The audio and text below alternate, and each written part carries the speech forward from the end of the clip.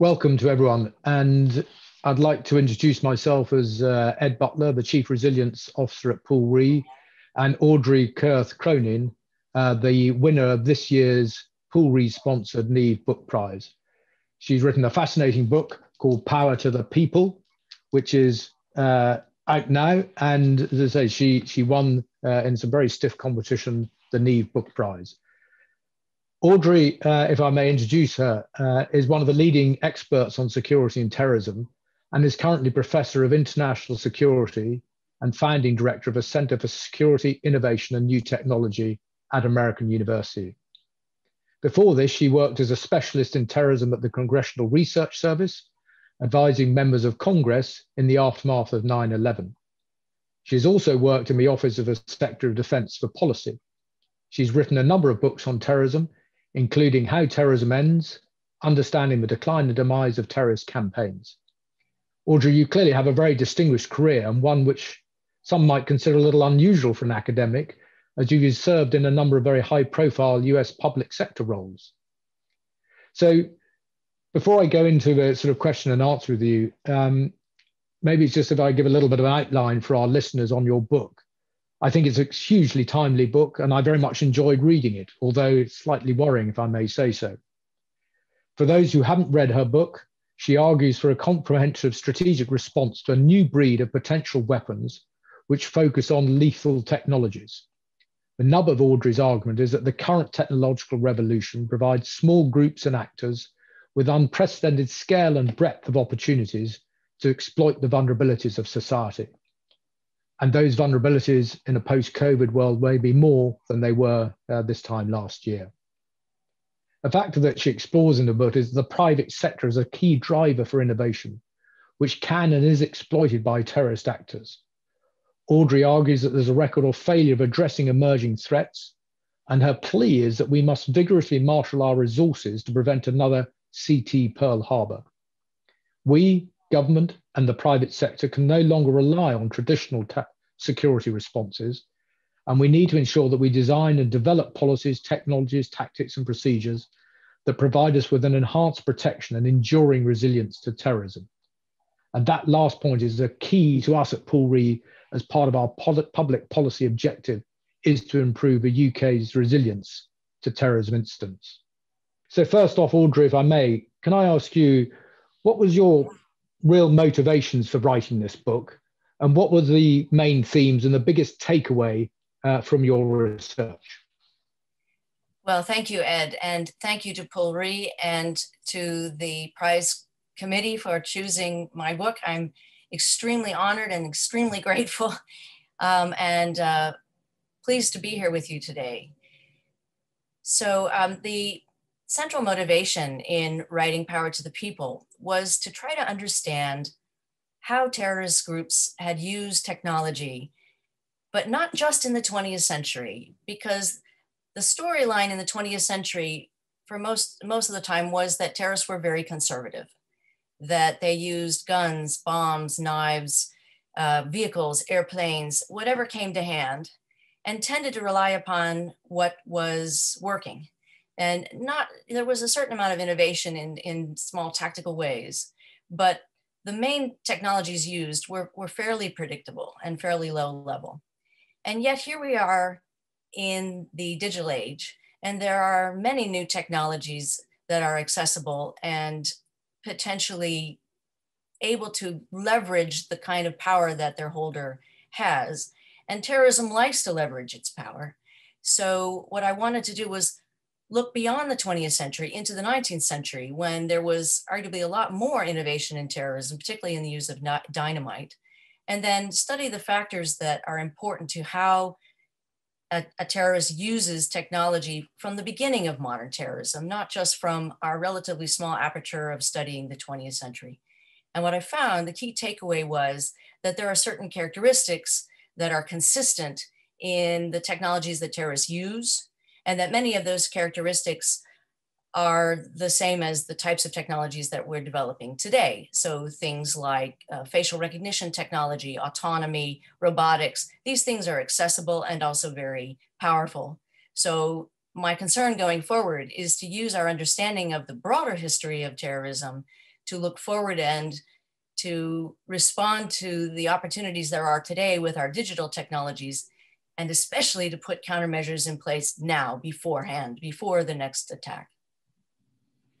Yeah, really interesting. I mean, I think my experience in the last century, when it was very much focused on the IRA and the campaign before they hit the mainland, was that we were in a technological sort of arms race with them. When they created a new piece of technology, we came in with a countermeasure, and then they got better. So I always found that they were very creative, but I think the biggest difference between the last century and this century is that we weren't dealing with suicide bombers and those who I sometimes refer who buy sort of one-way tickets and blow themselves up to gain access and cause effect, and then allow other terrorists or methodologies to come in behind them.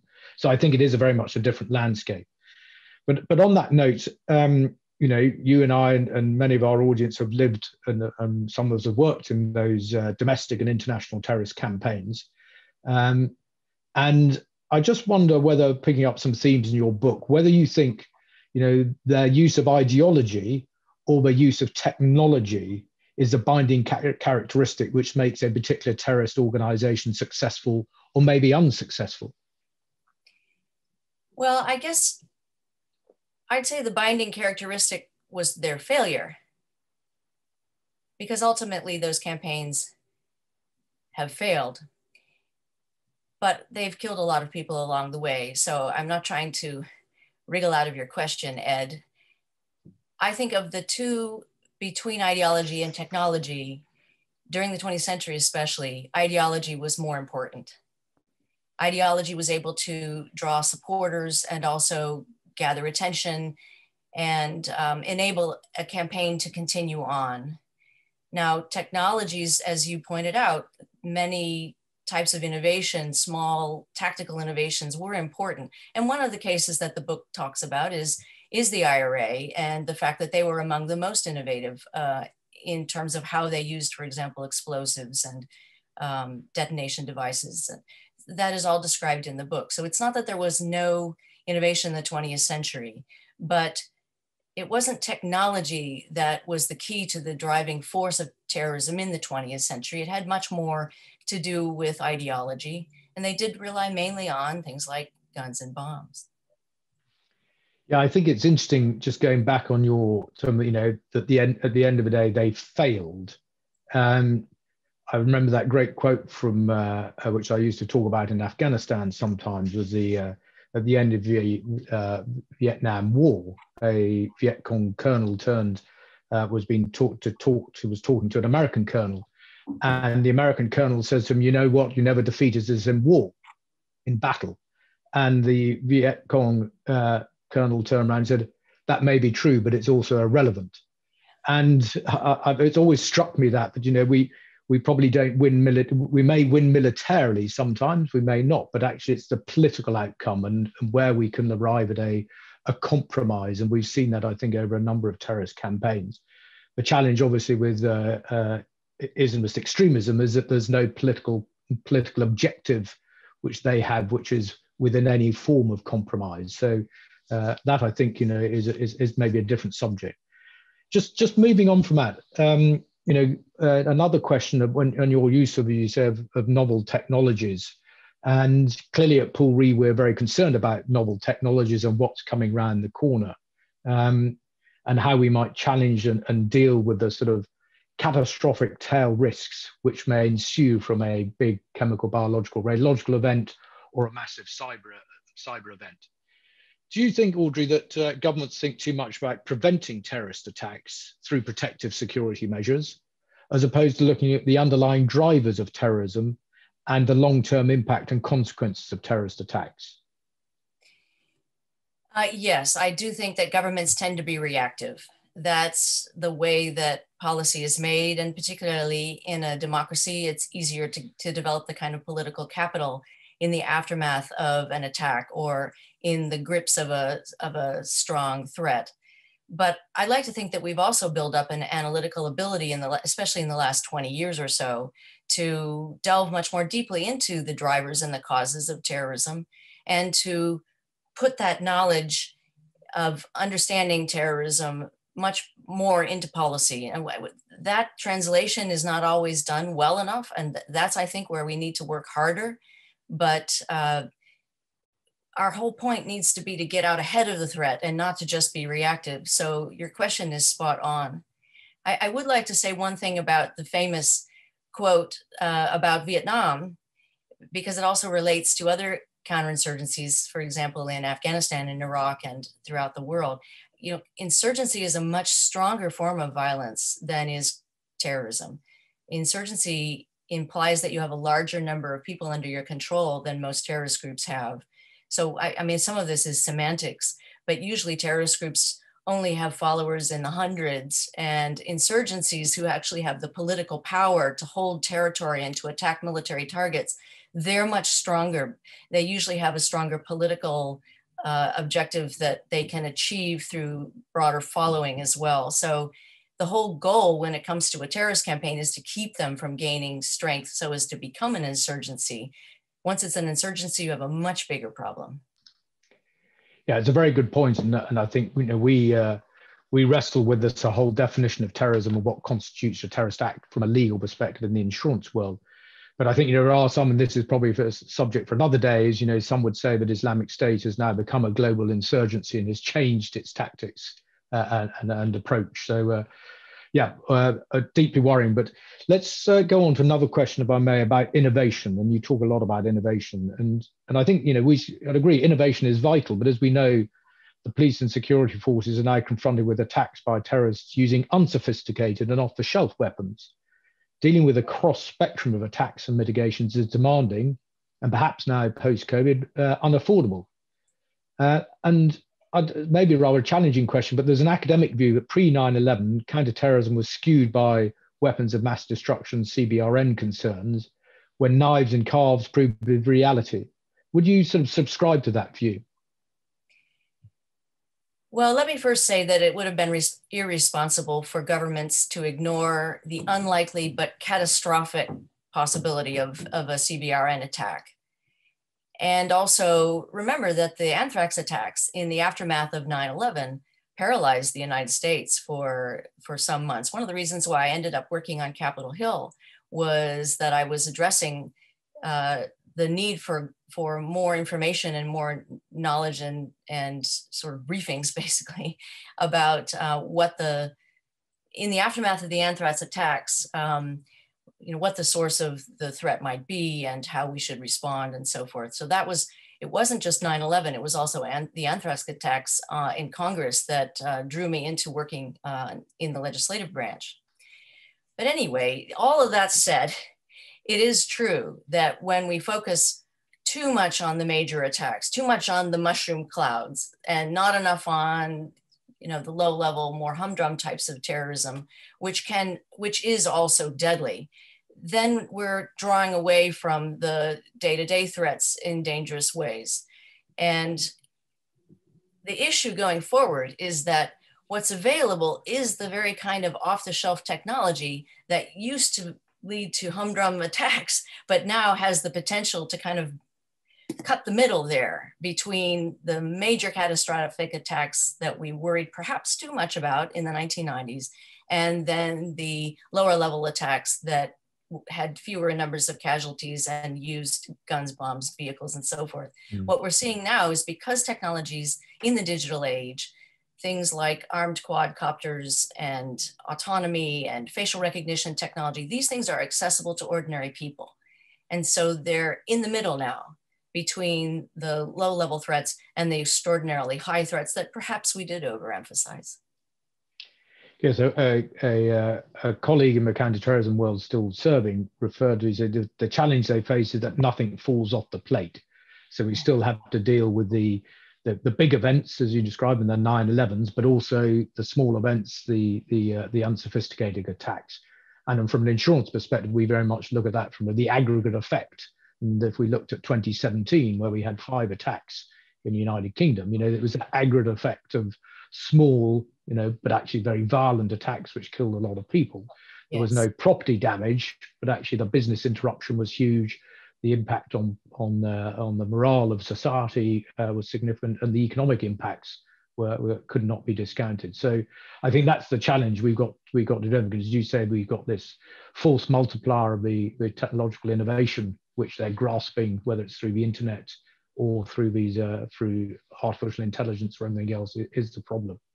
Yes, and if I may expand upon one point that you've brought up, it's also that there's greater vulnerability. So it's on the offense side with respect to off-the-shelf technologies that are more powerful and more able to be leveraged.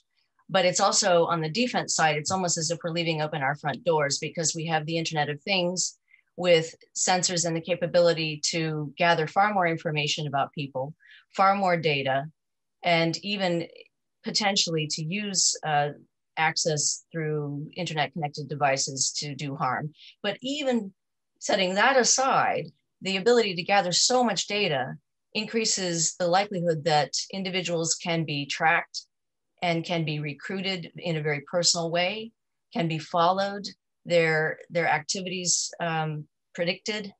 And all of that means that there's much less defense when it comes to the potential for terrorist attacks.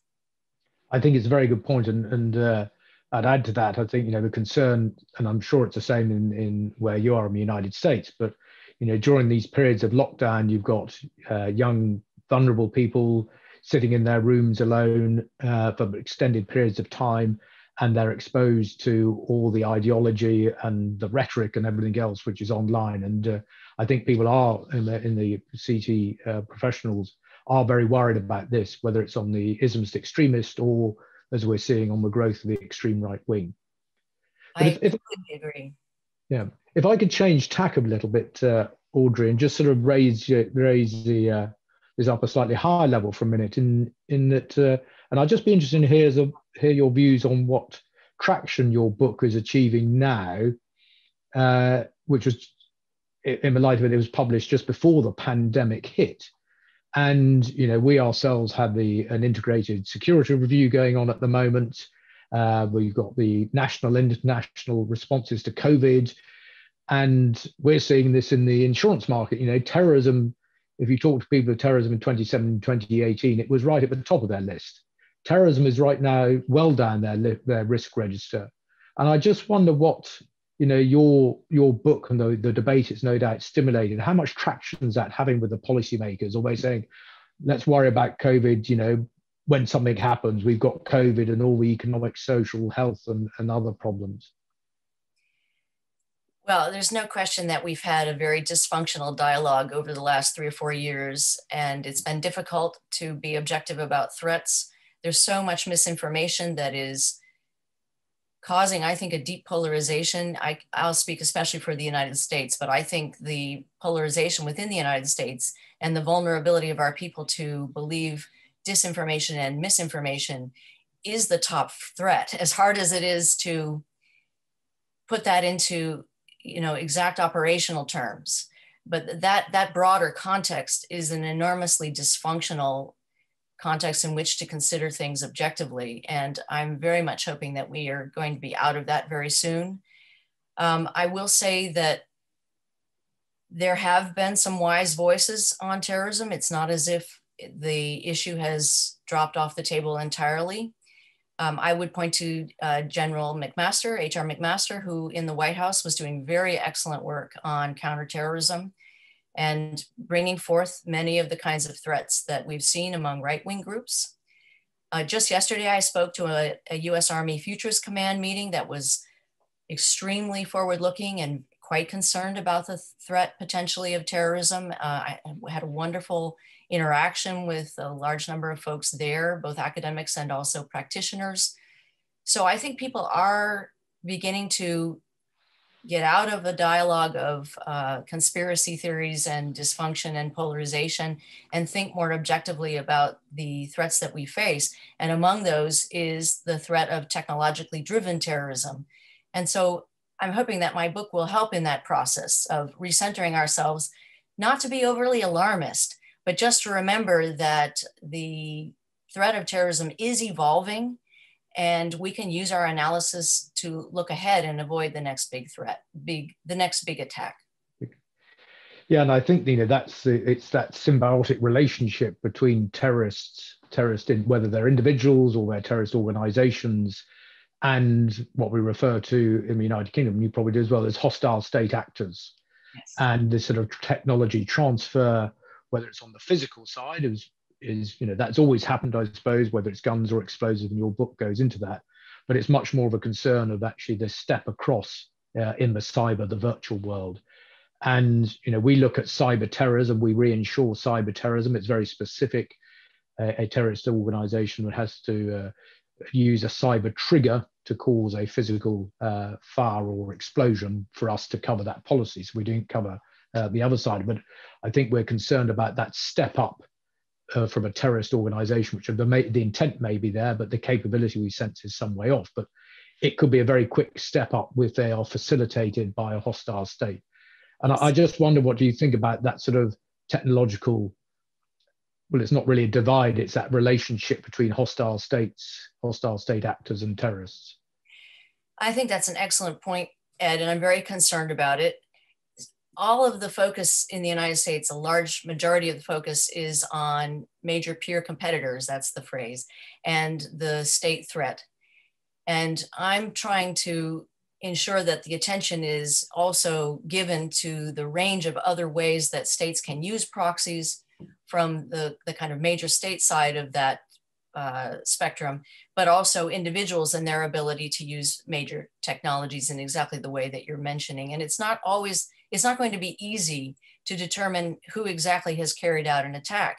If you look at the range of potential perpetrators, you go from individuals to terrorists to insurgents to private armies who now have the capabilities that are what used to be only confined to state actors. Private armies now are able to engage in the same big functions in the use of force that used to be under the control of states. So the Houthis, or whether you're talking about Ukraine or any of the proxy forces, that it's a little bit, it's messy.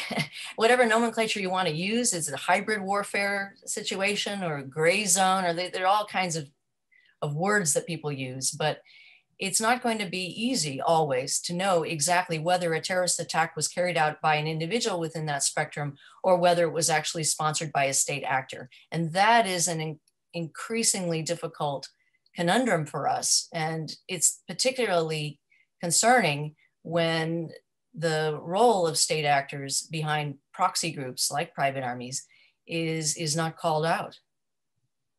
Yeah, I mean, and I touched on this right at the beginning. We face this problem now under the definition of terrorism. Our scheme was set up in 1993, where terrorism was very different from it is now. And that problem of attribution is absolutely there, whether it's hybrid warfare or state-sponsored terrorism. And again, slightly easier to determine in the physical space, but when it gets into virtual cyberspace, then the attribution question is really, really difficult. And I don't think our policymakers and government really have an answer for that at the moment, because it is very, very challenging. Yes. Going back to another challenge on the matter of innovation, including in you would talk about lethal empowerment and diffusion in the book. This clearly applies across the entire spectrum of all forms of counterterrorism threats. So digging down into the detail, how did governments address both ends of that technological spectrum, from knives to drones to right up what I've touched on a minute ago, destructive cyber attacks? Is it through legislation? Is it through resourcing? Is it through, I mean, what are the answers in your experience, or the approaches may be better? Yes, well, certainly the threat is multifaceted. We have to think about unintended uses of new technologies going forward. We've been in a kind of a techno-optimist age, and we need to be not alarmist, but a little bit more balanced in how we think about our digital technologies, have to be more open-minded and share best practices, particularly between allies like the United States, the UK, and the other members of the Five Eyes, share good intelligence, look at what's accessible. One of the key takeaways of my book is that there are technologies that terrorists use or will potentially use. There are ways to anticipate what they're likely to do, because the technologies that terrorists have adopted in the past have been cheap, accessible, easy to conceal, usually bought off the shelf and easily done so, easily afforded not cutting edge in the second or third wave of innovation, which is exactly where we are now. Because remember, most of these technologies date to the mid 20th century, and then they were released in the early 1990s, in about 1993. Many of those technologies that we're dealing with the effects of today date to government programs that were publicly funded. And they're actually becoming very mature. It seems like it's moving very quickly, the digital age, but what's actually happening is that more people are getting access to digital capabilities. Yeah. It's not that the evolution is going more quickly. So we also know that those are the kinds of technologies that terrorists like to use, second or third wave of technology, and they tend to be in a cluster of other emerging technologies. So that part of the book is deliberately intended toward helping anticipate, potentially predict, although that's a strong word and academics don't like to use it, but definitely anticipate what technologies are more or less likely to be a threat going forward. Right, thank you. And something which was sort of breaking news yesterday, this morning here, was about President Trump's decision to withdraw troops from Afghanistan and potentially for Iraq and other overseas areas of operation. Clearly, we're in that interregnums period at the moment between him and President-elect Biden. But do you think a withdrawing back from conflict areas will improve national resilience, domestic resilience, if I could put it that way, or do you think it will exacerbate the threat, whether it's to Europe, to the United Kingdom, or to America? I think it's very clear that it will exacerbate the threat, and that this decision is not being driven by a broader strategic analysis, but more by tactical political considerations. I think it's a mistake, and I think it will strengthen the Taliban and undermine the status of our negotiations with them. Yeah, I would share your concerns, Audrey, having spent a little time in Afghanistan in a previous career. So if I draw this together, conscious of the time, into a sort of final question before we wrap it up. You talk about the establishment of a strategic framework to provide protection across the full spectrum of attack methodologies, and that it's going to be a major policy challenge, especially, I think, where resources in this post-COVID world are going to be reduced, whichever country are. And I think we will probably cope better in the West than certainly in some of those less wealthy countries.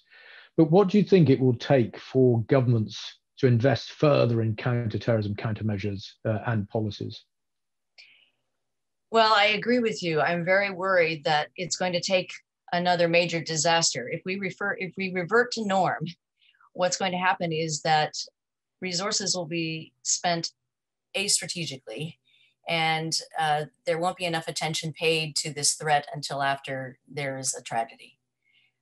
But that said, I think far more than more money, what's important going forward is strong leadership, and leadership that's smart and that draws upon the kinds of forward-looking analysis that is available, but it really has been drowned out in our very self-focused, dysfunctional dialogue, at least in the United States. I think we'll need to come up with strategies in advance that reflect the knowledge that we already have, and then put those in place and smart people in place, rather than throwing money at the problem the day after a major attack, throwing money willy-nilly in a way that will be far more expensive and much less effective. Audrey, it's been a pleasure talking to you, and I'd like to congratulate you again on your new book, Power to the People, and for winning the Paul Rees-sponsored Neave Book Prize. Just on your last point, I think that's absolutely right, and we work very closely with academia as well as the government, and I think that power of that trilogy of the academia, government, and business working together will provide that strategy and hopefully that leadership which you refer to, because I think, where it is, without being alarmist, there's a lot of threats out there, and one of those is terrorism, and it isn't going to go away. So very many thanks, Audrey, for your time, and I look forward to reading your next book. Thank you very much, Ed. I'm honored by the prize, and I've greatly enjoyed our interview. Thank you. Thank you very much.